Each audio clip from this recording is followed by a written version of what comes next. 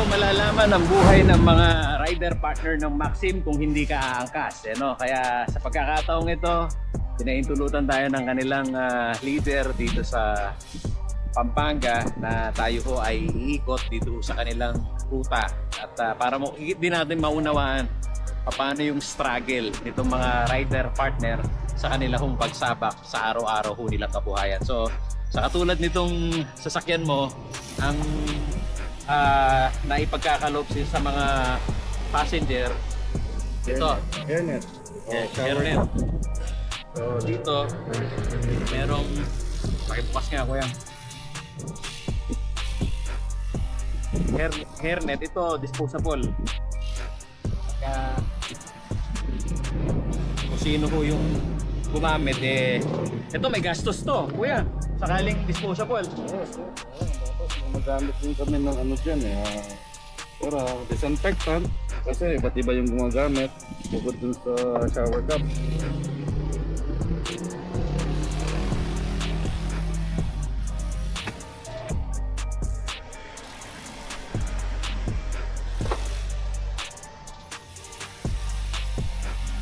So, sa ride natin pong gagawin mo ngayon, ipapakita ho sa atin yung kanilang operasyon at isa ho sa malaking hamon ngayon dito ho sa kanilang hanay ay yung mapigilan yung kanilang biyahe.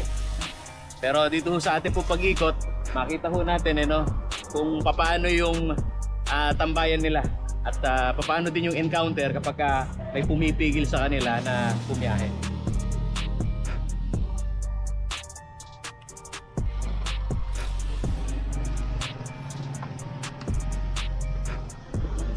Okay. G.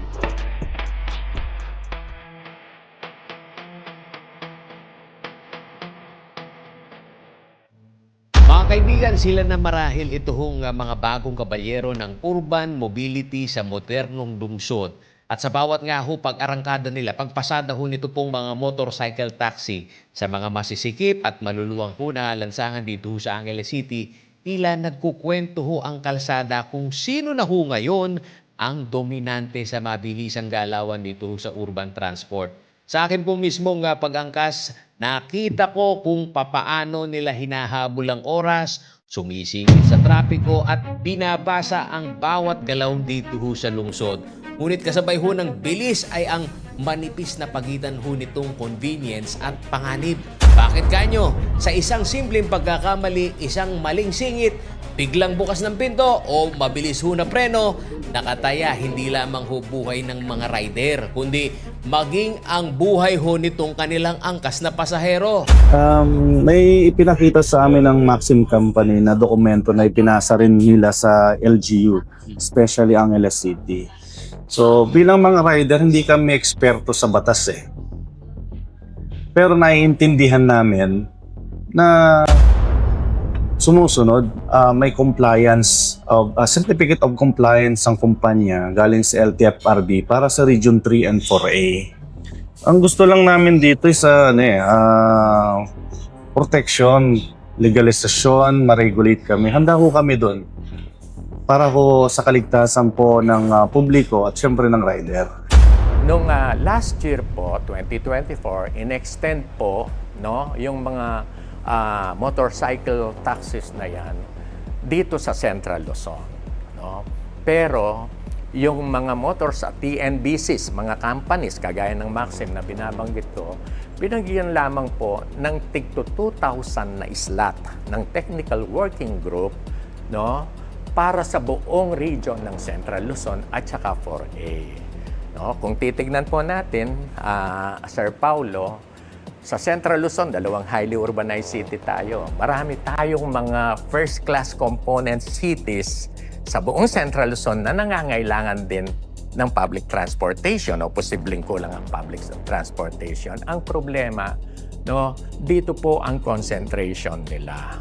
Dalawang Monday na kaming nag-uusap, dialogue ng mga representative ng kumpanya nila, ng Maxim, nandun ang kanilang president, na nagpe-present sila doon sa mahigit na 7,000 na sinasabi nilang mga riders nila at yung mga riders na binabanggit nila ay strictly for delivery, hindi kasama ang passenger.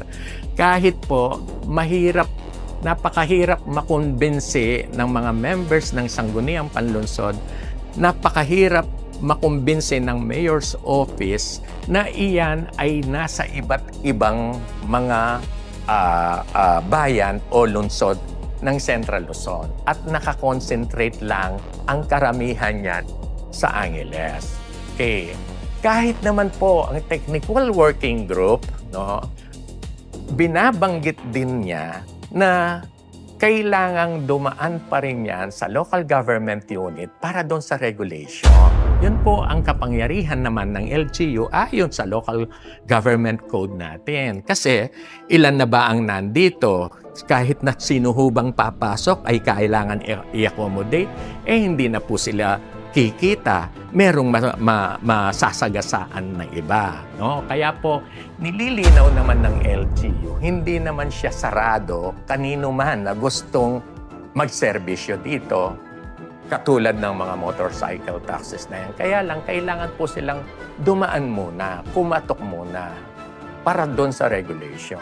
Kung hindi sila nakakapaglatag ng data kung gaano karami kayo, nakikita mo ba na in good faith si Maxim? Kung sakaling hindi naman siya makapaglatag na ilan ba kayo? Kasi sinasabi nila doon sa mga nakalipas na hearing, 7,000 daw, ganun karami yung Maxim. At may mga hinala naman yung ibang rider partner na hindi lang 7,000 dahil napakaraming kakompetensya nila. Kung minsan hindi na talaga sila kumikita. Actually, ano yan, yung bilang talaga, hindi ko ako sa sarili ko mismo, hindi ko ma-estimate na aabot ng 7,000. Kasi kung dito, kung makikita mo, lagi kami nasa lansangan, hindi nga kung makita yung 1,000 eh.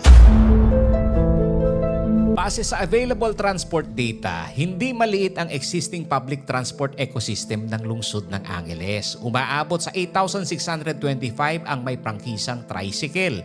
Mayroon ding 4,551 units na bumabiyahe outside city limits tulad ng Angeles-San Fernando at Angeles-Mabalacat route. Sa loob naman ng lungsod, may 1,723 city limit units na bumabiyahe sa 13 established route gaya ng Villa Pampang, Pandan at iba pang major transport corridor. Ito ang mga PUJ. Dagdag pa rito ang 620 Blue Taxi at UV Express unit na validated base sa updated Mayor's Permit record ng lungsod. Ipinapakita lamang nito na matagal nang may existing transport structure na sinusubukang i-regulate ng LGU. Katotohanan na sa usapin ho ng pag-implementa ho ng batas at kung sakali ho meron ho mga recidivists, gumagawa ho ng paulit-ulit, kahit yan ho labag, no? Ibig sabihin may problema tayo sa enforcement. Actually, pwedeng, no, kung usapin po ng Public Transportation Regulatory Office, nag-e-enforce kami. No? Kaya lang sa dami nila, sa kokonti ng tao, kumpara sa dami nila, talagang hindi mo naman kayang, no, mahuli ang lahat ng mga illegal kolorom na namamasada sa lungsod. Kanilang ginagawa, no, kung bakit dun sa usapin ng enforcement, medyo problemado sa paghuli sa mga motor taxi. Ano pa katotohanan dito? Ito ho yung katanungan na yan, ano? Ito ang katotohanan. Maging ho ang mga empleyado ng City Hall natin ay sumasakay po ng MC Taxi. Maging ang ahensya na humuhuli sa mga kolorom, yung PTRO na yan, yung mga empleyado nila ay sumasakay din ho sa amin. So, ibig sabihin lang po yun yan, yung mismo ahensya na humuhuli sa amin, ay nakikita din kami na kanilang pangangailangan. Pero habang lumalaki ang populasyon at demand para sa mabilis na mobility, unti-unting nagbabago ang behavior ng commuters. Mas gusto na ngayon ng ilan ang mabilis, flexible at digital-based transport system. Dito pumapasok ang motorcycle taxi platform na nagiging alternatibo lalo na sa rush hour at heavily congested areas. Ngunit kasabay ng convenience ay ang malaking regulatory challenge. Ang pinakasensitibong issue ngayon ay ang tinatawag na digital footprint. Kagaya lang po, no, nung mga taxi natin, yung 4 na gulong, meron po tayong blue taxi na namamasada dito. Pick and drop lang po yon. Bawal mag-terminal. Ano po. Kaya lang, sa complaint po ng mga TODA natin, no, madalas sa Balibago, madaling araw, napaka-daring na nila. Pumupwesto na mismo o nagte-terminal sa harap ng mga TODA terminal natin.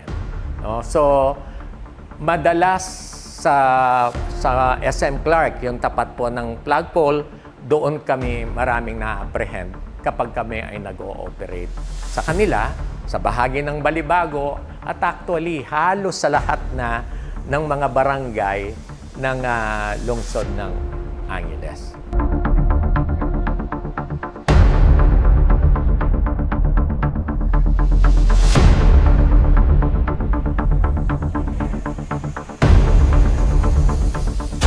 Kapag hindi malinaw ang actual number ng rider partners, walang transparent route monitoring at hirap ma-validate ang operational data ng platform.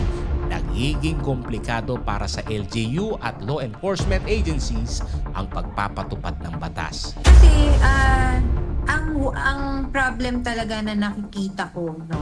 Well, affected talaga mga TODA. Kaya lang, eto kasi motorcycle taxis, they don't have terminals. They are merely booked through the app. Yes. Kung asan si passenger, pupuntahan siya, tas ihahatid siya kung saan niya gusto. So, in terms of routes, wala siyang route. So, wala siya supposedly competition. Gets niyo po? Hindi siya pupunta sa terminal ni TODA. Hindi siya pupunta sa terminal ni JODA at kumbaga aano ng pasahero, kukuha ng pasahero ni JODA. Hindi siya. Ang tawag dito, si pasahero ang magbubook. So, dun lumalabas yung options na ni passenger kung ano yung gusto niyang sakyan. Sinasabi lang ng Sanggunian at saka ng Mayor's Office, kailangan yung trust muna. Kasi nga, nag-operate sila dito nang hindi man kumakatok at wala yung trust na yon, kailangan maibalik. So, yun po ang dapat gawin.